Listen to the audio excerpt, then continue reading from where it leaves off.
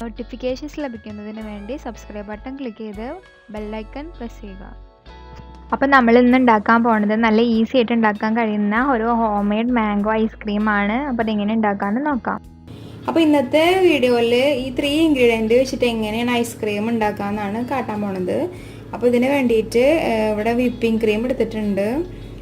Next 1/3 cup sugar പൊടിച്ചതാണ് എടുത്തിട്ടുള്ളത്. Then 1 cup mango pulp, നല്ല മധുരമുള്ള മാങ്ങയാണ് എടുത്തിട്ടുള്ളത്. അപ്പോൾ മാങ്ങയുടെ മധുരം അനുസരിച്ചിട്ട് നമ്മൾ പഞ്ചസാര ചേർത്ത് കൊടുക്കുക ഇതിലേക്ക്. അപ്പോൾ നമുക്ക് ഇത് ഉണ്ടാക്കാൻ തുടങ്ങാം. അപ്പോൾ നമ്മളുടെ മാംഗോ ഐസ്ക്രീം ഉണ്ടാക്കാൻ വേണ്ടിയിട്ട് ഞാനിവിടെ വലിയൊരു ബൗളാണ് എടുത്തിട്ടുള്ളത്. അപ്പോൾ ഇതിലേക്ക് നമ്മളുടെ ഫസ്റ്റ് ഇൻഗ്രീഡിയൻ്റ് ആയിട്ടുള്ള ഫ്രഷ് ക്രീം, വിപ്പിംഗ് ക്രീം ഒഴിച്ചു കൊടുക്കുക.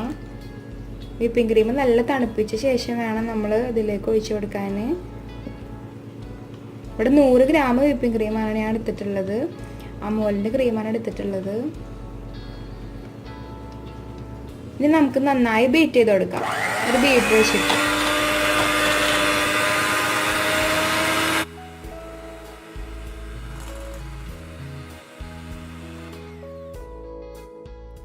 നമ്മൾ കണ്ടിന്യൂസ് 5 മിനിറ്റ് എങ്കിലും ഇതേപോലെ ചെയ്താലാണ് നല്ല ഫ്ലഫി ആയിട്ടുള്ള ക്രീമായിട്ട് വരുള്ളൂ. അപ്പോൾ അതുവരെ നമുക്ക് നന്നായി ബീറ്റ് ചെയ്ത് കൊടുക്കാം.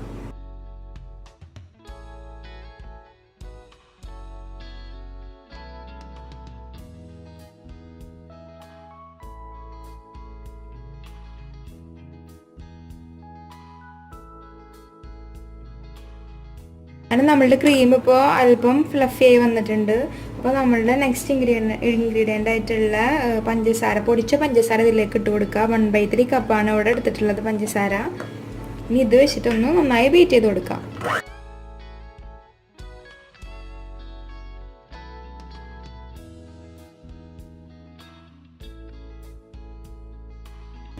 അങ്ങനെ നമ്മളുടെ ക്രീം ഇപ്പോൾ നല്ല ഫ്ലഫി ആയി വന്നിട്ടുണ്ട്. അപ്പോൾ നമുക്ക് ബീറ്റർ മാറ്റി കൊടുക്കാം. നെക്സ്റ്റ് ഇതിലേക്ക് നമ്മൾ 1 കപ്പ് മാംഗോ പൾപ്പ് ഉണ്ടാക്കിയത് ഒഴിച്ചു കൊടുക്കാം. അപ്പോൾ മാംഗോ പൾപ്പ് വെറുതെ മാങ്ങ വെള്ളം ചേർക്കാതെ അരച്ചെടുത്തതാണ്. ഇവിടെ തന്നെ ഉണ്ടാക്കിയതാണ് കേട്ടോ ഈ മാംഗോ പൾപ്പ്.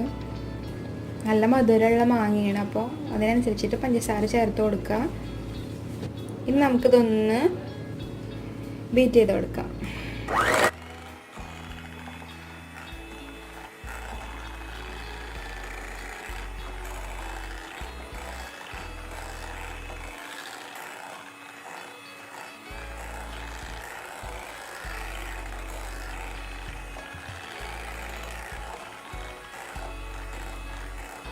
അങ്ങനെ നമ്മളുടെ മാംഗോയും നന്നായി ഇതിൽ മിക്സ് ആയിട്ടുണ്ട്. നമ്മൾ നന്നായി ബീറ്റ് ചെയ്ത് കൊടുത്തിട്ട് ഹൈ സ്പീഡിൽ ഇട്ടിട്ട് വേണം കേട്ടോ ബീറ്റ് ചെയ്യാൻ.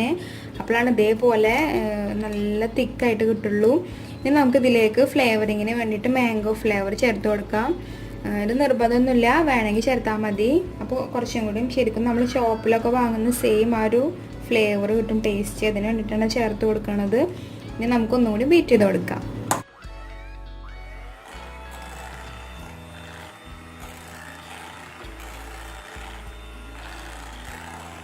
അങ്ങനെ നമ്മളുടെ മാംഗോ ഐസ്ക്രീമിൻ്റെ കൺസിസ്റ്റൻസി കറക്റ്റായി വന്നിട്ടുണ്ട്. ഇതേപോലത്തെ തിക്കായിട്ട് വേണം വരാൻ.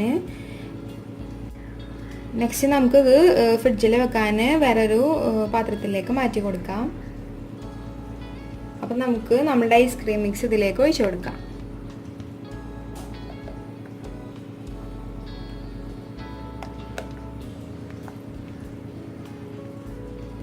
അപ്പോൾ ഞാൻ കുറച്ച് മാംഗോ സ്ലൈസ് ചെയ്ത് വെച്ചിട്ടുണ്ടായിരുന്നു കേട്ടോ. അത് ഇട്ട് കൊടുക്കാൻ നേരത്തെ മറന്നുപോയി. അപ്പോൾ അത് ഇതിലിട്ട് കൊടുക്കുക. അപ്പോൾ നമുക്ക് ഐസ്ക്രീം കഴിക്കുമ്പോൾ ഇടയ്ക്ക് കുറച്ച് മാംഗോ പീസസ് കഴിക്കാൻ പറ്റും. ഇതൊന്ന് മിക്സ് ചെയ്ത് കൊടുക്കുക.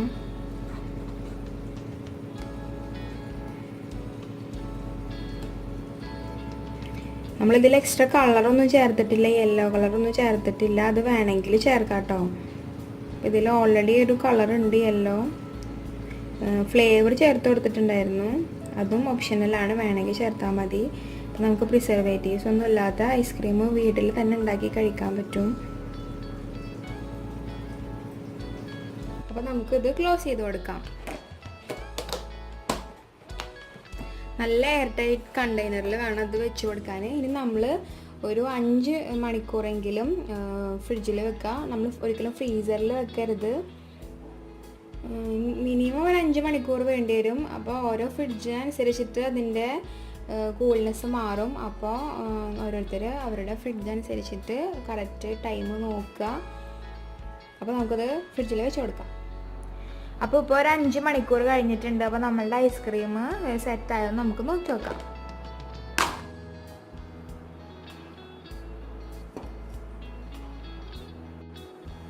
നമുക്കിത് സ്കൂപ്പ് ചെയ്തിട്ട് സെർവ് ചെയ്യാം.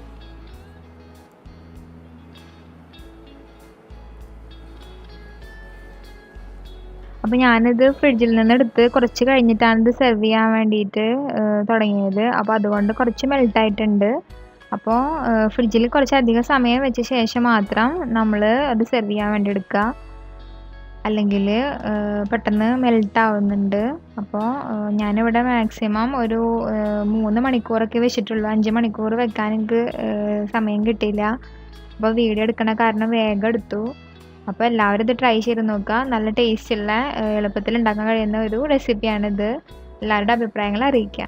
പിന്നെ ഞാൻ എപ്പോഴും പറയുന്നത് പോലെ വീഡിയോ ഇഷ്ടമായാൽ ലൈക്ക് ചെയ്യുക, കമൻറ്റ് ചെയ്യുക, ഷെയർ ചെയ്യുക. അതുപോലെ തന്നെ ചാനൽ സബ്സ്ക്രൈബും ചെയ്യുക.